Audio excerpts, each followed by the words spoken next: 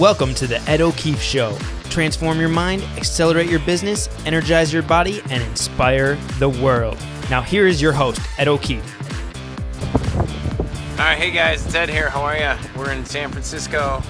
It's awfully cold at the pool, and I got the book out, upside down. Ah, it's gonna knock you over. Time collapsing. So today we're just gonna do 3 pages, which is the last parts of 5B. Look at my little cookie. Oh my God, got it! And then I got my son here, Michael. Michael, say hi to everybody. Hi. And it's cold. They like swimming when it's freezing out, I guess. So I'm out here hanging with them. I'm gonna fix the camera real quick. So I hope everyone's doing awesome. Hope you had a great week. Big homecoming back in our area. I know football land starting for a lot of you guys. So today we're gonna talk about the Undertow of Success. And a lot of guys that I've read this to or shared this with really like it when I talk about it in our live events. So let me just go through it with you. It's not coffee. Got a little vino in there. If you like any vino, they make some good vino in well, I don't want to say Southern California, but that's my San Diego friend. So now we're in the Bay Area, and we're out here for a wedding. What's up, Laura? How are you? Good to see ya. Like all the posts you've been doing lately. And let's rock and roll. All right. So be aware of the undertow. There's a paradox of success that you must be aware of, though. At the same time, your tsunami of success is finally hitting. After you've been grinding all these years, there's an undertow that is generated as well. What does the undertow do? It pulls you under, pulls you back down. And then the question is, well, who gets killed during an undertow? Those that are not aware of it. Similarly, those who are not aware of the undertow that accompanies a tsunami excess can be pulled under. Artists, athletes, celebrities, entrepreneurs fall prey to this thing called the undertow. When success comes riding in, everyone around wants to tell you how great you are. It's a trap. In Jim Collins' book, Why the Mighty Fall and Why Some Companies Never Give In, I think this is why great companies actually fail. He offers an in-depth look at why large companies fail. He cites hubris as the #1 reason why good companies fail. So I had to look up in the dictionary what hubris meant. It means arrogance, cockiness, and a false belief that a good thing is going to last forever. Remember, you are always creating your next tsunami of success in your life. And so, let me see, through your Trimtab decisions, your aim should be to consistently come from the same place and ride one wave to the next while being aware of the undertow. And the undertow is always working to pull you back, whether it's psychological. What's up, Jay or Josh? Whether it's psychological, whether it's emotional, whether it's real, whether it's from people who are false prophets, meaning they're people who say, oh, you're the best, but they're simultaneously not supporting you. Like, these are all people. These are all things that are part of this undertow effect, right? You see it.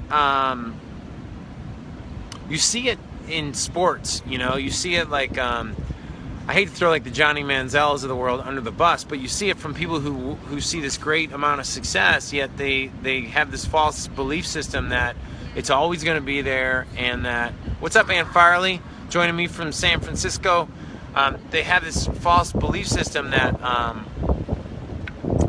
There's nothing that can go wrong. When in a couple of my companies, when things grew really quickly, Jim Collins actually talks about this too, is why the mighty companies fail. He talks about there's this false concept that you think that what got you here is always going to get you to the next level, and you think that you can transfer these skills over to the next thing.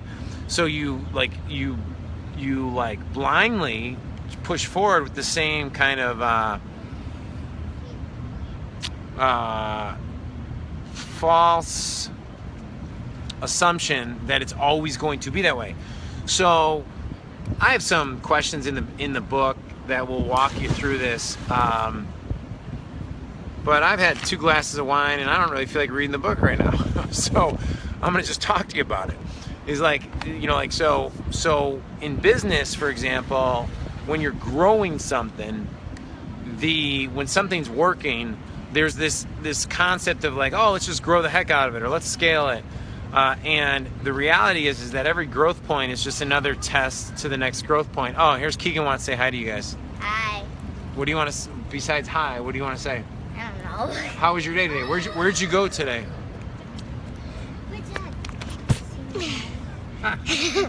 Yeah, let me see. Okay, they want to show you how to dive. So here we go. Ready? Ready? Go. Come on.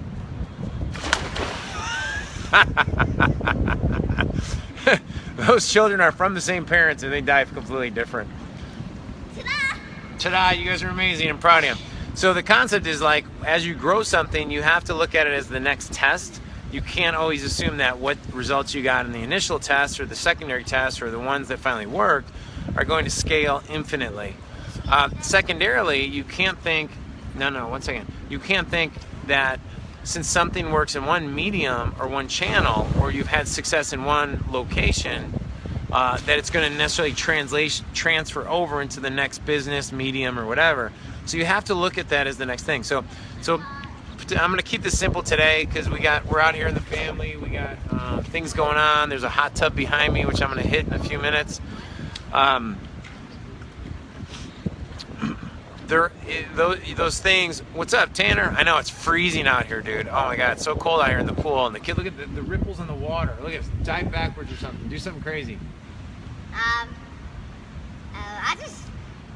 Dad, something happened. Oh, it's just the low battery, baby. You're okay. What is that? Yeah, go, Kayla. Yeah, quick. You gotta quick. They're all gonna tune off. Oh. You know, think about this. Like John and Kate plus 8 had to like do all this crazy stuff. Had people following around you. Their reality TV show. I just show you up on Facebook Live. We do our own little fake reality TV show right here. And you know, like one of the key things about time collapsing is that the process that athletes use or entrepreneurs use to get great results Watch me do that. means that they should be capable of replicating. I'll talk to you as she shows off. Go. They should be capable of replicating their success. The problem is, maybe, stop for a second. The problem is they feel like it's going to be so easily replicatable, but it's just like anything. Like Lloyd Irvin's a friend of mine. Lloyd's going to be speaking at our mega conference. You'll get a video posted in the next few days about one of our behind the scenes talks where he talks about like the 10,000 reps. All right, dude. Hey, Eddie, we're live. Hey, everybody. Chapter 5, Part C. We're sitting here in San Francisco having a glass of vino, about to go out to celebrate my niece's wedding on the other side, but I have not finished the chapter. My wife is out to dinner with her side of the family. I am chilling with the kids. Let me see if I can show it to you on this. Eddie, what are you doing? Got a lot of cartoons on. For those here, there we go. We got the lights on, we got Disney in the background, and we're gonna bang this out, okay? Here we go. So check this out. This is what I call hustling, right? So people talk about hustling. For me, this is hustling, and what I mean by that is being consistent with a mission. And our mission is to sell 1 million copies of this book this year, okay? I'm at 1.25% of my goal, 12 days in. What's up, Pat O'Keefe? How we doing in Chicago? That's my brother Pat tuning in. This is called Facebook Live Reality TV Show. Pat, you are part of the story. So anyhow, we're getting started here. Okay, so check this out. So last chapter, or earlier in this chapter, I talked about the tectonic shift, the tsunami, and then the undertow, which I don't know if it actually recorded and got posted. What's up? There's my godmother. Oh my gosh, Janice Calvick. Did you ever think your godchild would have his own TV show on Facebook? This is it. It's right here. The undertow is when hubris, when you're having success. Oh, come on, Ireland, you can come say hi. You have all these things coming together. Thank you so much. Come on, say hi. And you just assume because you have, oh, there's my girl. Come on. Can you say hi? Hi. There's my girl. You assume that because you had success in one thing or it's starting to come, it's going to just naturally, yeah, I know, it's you up there on the thing. It's going to naturally happen. And what happens is, so most business... Daddy. That's me on the book. I know, baby. Most business owners don't realize like the consequences of taxes like the first time they have a big success, and that their tax bracket is so much higher, and so they get undercut because they usually don't plan for it. And so that's one like big example of how the undertow comes in. The other idea is people start. Hold on, honey. Hold on, honey. People start trying to scale their business way before they're ready to. Hold on, look over there. There's Eddie.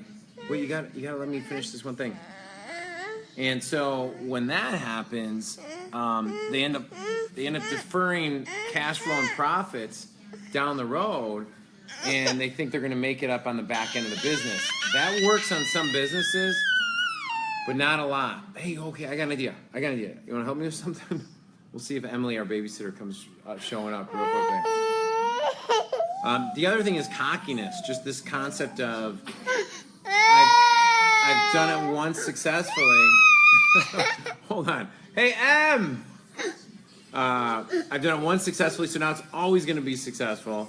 And then they make decisions, they add more overhead, they add a thing, or they try different channels or medias, and those things don't always transfer over. So a real good example is they think, okay, I was successful in this one channel, now I'm going to move over to another channel, and now I should get my other child. See, say hi, everybody. Eddie's really easygoing. Ireland's feelings were hurt. And then they're going to move into their channel. You see this a lot in times in like some people like they're successful in one business and then they go like, oh, I'm going to be a real estate mogul, or I'm going to be an investor, or I'm going to go do these things. And then they just lose a ton of money. And so figuring out your core thing that you're really good at and sticking with it is part of the deal. But tonight I wanted to talk about these questions. And like at the end of the chapter, I have this like little point called applying the chapter. And I started reading this earlier today when I was at the pool with the kids, and these questions here blew me away. And I'll tell you where I got them from. But I'm going to read them, and then you can kind of go with them. But I think they're pretty fitting on a Friday night. You're sitting there with a glass of wine, or tomorrow morning you're having a cup of coffee, or you just got done with a workout, and you're thinking about, hey, we need to make some changes, we need to do some cool things in our business. But what are they? And so here are the questions. Now, here are 3 mind-freeing questions that I'd like you to go through to identify any potential obstacles that are blocking your momentum right now. So you can set those things aside. So grab a piece of paper or pen, but you're watching this now, so you might not do it right yet. It's okay. Question number 1. If you had $10 million or more in the bank right now. Thank you, buddy. I love you. Emily's bringing me ketchup. Thanks, buddy. Can you wave to everybody? Bye. And you never had to work another day in your life, what would you spend your time doing? Now, for some of you may be like, Ed, I need a lot less than 10 million. I could be $1 million. It could be $500,000. It could be $3 million. But you never had to work another day in your life, right? What would you spend your time doing? Okay, that's number 1. Number 2, if you had a magic wand, okay, this is page 54 of Time Collapsing, the New Art of Speed, Money, Power. If you had a magic wand and all the obstacles that you perceive to have now were solved and behind you, now, what would your future look like moving forward? So if every problem you think you have right now, like so every limitation, most business owners or most entrepreneurs or most people, they always get into this money trap of like, well, we don't have the money or the cash flow to do it. You can wave, Eddie. Wave. Hi. I have 2 cameras going, one for my Facebook fan page, one for my personal page. Yeah, that's your dada. Okay. But if they always say, okay, I have all these problems, so I can't do it. I'm in school, I can't do this. I have this job, I can't do it. I have these responsibilities, I can't do it. And so they overlay all these problems and questions on top of themselves so that they never get out of this rut or trap. They're stuck, So what we're doing is if you had all these things disappear, what would you do? Number 3, if you had to actually pay, this is a good one. If you had to pay $50,000 a year to be allowed to do something, what would that activity, role, career, or contribution be? if you had to actually pay $50,000 a year to be allowed to do something, what would that activity, role, career, or contribution be? Now, what I'd like you to do is start layering that stuff on top of each other. So now you got enough money that you never have to work again. All your perceived problems are gone. And now you get to do something, and it's so good, so inspiring, so passion-driven, so lights you up, your spirit, your soul. You get ignited because of this thing that you would pay $50,000 or more a year to go do it. What would that be? Now, so those are a couple loaded questions, okay? Thanks for the likes. I see some coming in. Now I'm gonna read through a couple more questions that I have, because this chapter ends with about 10 questions, and it's kind of unfair to you to be like, oh well, here's all the questions, blah blah blah blah, and you're supposed to do them all like right now. These are usually stuff we would do with people over a few hours, because you get in small groups, you discuss it, you work through it. And the reason why that's really, really powerful is that sometimes people just have a hard time with their boundaries in their mind of just working through like the basic first question and the second question and third question. And then what we do is come back and we answer some of these things. But so here's some other questions.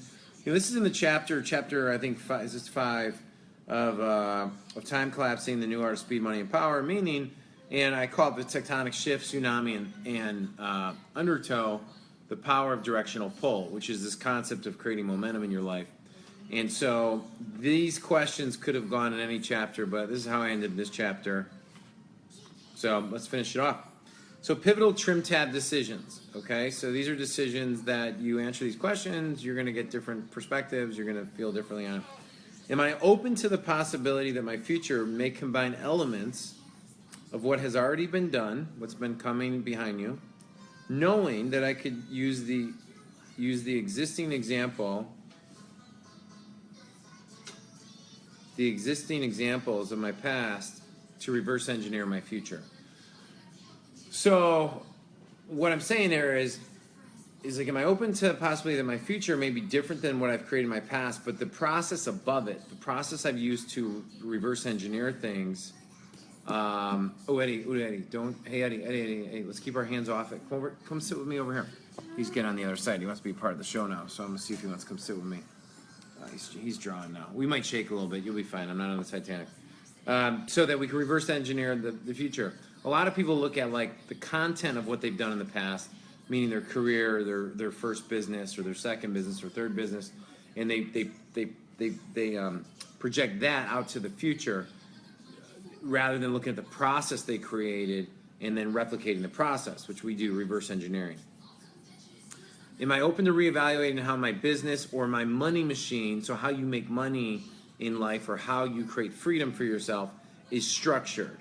Am I willing to change how I am accustomed to operating so that I can free up time, space, and creative energy? Now, the reason why that question, the reason why that question is really vital about am I open to reevaluating or changing how I'm accustomed to operating is because we want to free up time, space, and creative energy. That is how you solve problems. That's how you create something awesome. Okay? What up, Josh? You need space. You need, like I always have this phrase that like a full closet does not have room for new clothes. And so when people are stuck in relationships and they're like, well, yeah, I'm in this relationship, blah, blah, blah, and their energy sucks down, but it's not bad enough yet for them to exit it, but it's definitely not what they want in the future. And the same thing happens in business careers and their money machines. And so the question is well, you got to free up your space in order for something great to come into your life.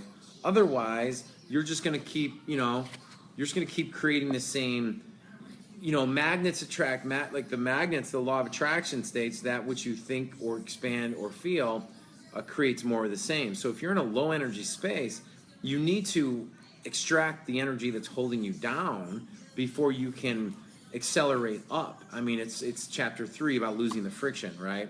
most people hate this because it makes them have tough decisions, tough conversations, and it really is the secret of freedom is to remove the points in your life that are preventing you from creating the future. Okay, so that's why these questions are a little tough. Now, here's a tough question, and I'll throw it out at you. But it's like, what type of business am I going? Thank you for the likes. What type of business am I going to start or run?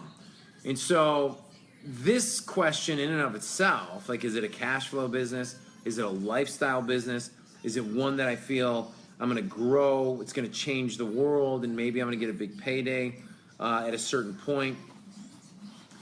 That question is totally unfair to ask you in this kind of setting because it requires a lifestyle design process to even know the answers to that question and strategic strengths, what are your superpowers. So there's more of it, but the book helps you with that.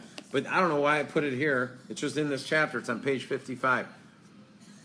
What are the top 1 or 2 skill sets that I personally want to develop over the next 3 to 5 years that I will enjoy mastering and would make the biggest difference towards my overall direction? This question's another big chunk question, like, where am I at? And so what I always like looking at is well, I already know how to create what I've already created, right? So I can keep doing that. But life is about experiencing growth, right? And then experiencing the joy and the freaking amazingness that comes with grinding out your next journey in a positive way. Because we don't avoid hard work, we embrace it, but we also don't seek out hard work that doesn't have purpose, right? So I think in terms of 3 to 5 years, because for you to truly master something, it's going to take 6-12 months minimum to get into the top 5% of the population. And that's actually really, really fast. Okay? That's really, really, really fast. But 3 years, it's 1,000% doable to be in the top 1% of a skill set. Right? Actually, I lied, because when my wife and I had our 6th and 7th kid, I looked up what percentage of the population actually has more than 6 kids or something like that. They said less than half of 1% has 7 kids. So I became a half of 1%er in that one thing in my entire life because we had more children. So that took more than 3 years. What up, Danny Edison? How are you? Happy Friday from San Francisco. Danny and Josh, are you guys coming to Nashville? TimeCollapsingMegaConference.com. Would love to see you there. I can't introduce you to all the people I know if you're not there. All my superstars. All right, next question. You ready for it? Danny, this whole evening session is right up your alley right now. Which direction or opportunity am I going to concentrate my focus on? Limitless possibilities or limitless opportunities is a guaranteed way to destroy and get destroyed because you get too distracted. So what are you focusing on? So here's another question that follows that is, do I have one thing that is currently working? Or am I burning my energy on loose threads and dead-end directions? My last one here is, I'm going to let you go on this one because it's my wife calling. Oh, hold on a second. Let me see if I can pause you guys. Hello. Oh, yeah, I'll be right down. All right, love you, bye. I got to go. It's my wife. I got to go. It's my wife. We got to go. I'll see you guys. I'll ask the next question tomorrow. This episode is sponsored by TimeCollapsing.com. My brand new free book called Time Collapsing, The New Art of Speed, Money, Power, and Meaning. You can pick it up free for a limited time at TimeCollapsing.com. Just pay shipping and handling. You'll love it. I just ask that you spread the word and check it out at TimeCollapsing.com. Our second sponsor of the show today is No Foods. That's KNOWFOODS.com. Now, No Foods is a brand new product that I just recently invested in alongside with Jesse Itzler and many other celebrities, because it is the first bread that is grain-free, gluten-free, wheat-free, soy-free, dairy-free, peanut-free, yeast-free, and most importantly, it tastes so darn good that it's even guilt-free, because it's actually made with superfoods like chia seeds, flaxseed oil, coconuts, almonds, and egg whites. I challenge you to go out and get the chocolate chip muffins. Those are my favorite. I have them every morning with my shake, my protein shake, and then I'll have them again in the afternoon to stop any crazy craving. So check it out again at knowfoods, KNOWFOODS.com for yourself, for your family, and for those you love. So that's it. This is Ed O'Keefe, and enjoy the show. And thank you so much for tuning into this episode of the podcast. You can find the show notes for this episode as well as all the other podcast episodes by heading on over to edokeefeshow.com. If you would, please go subscribe to the podcast on iTunes and leave a rating and review. Rating and reviews truly are the best way for you to show your appreciation for the show, because they help more people find out about the podcast and decide if this is the one for them. So until next week, it's time for you to go out there, take action, and inspire the world.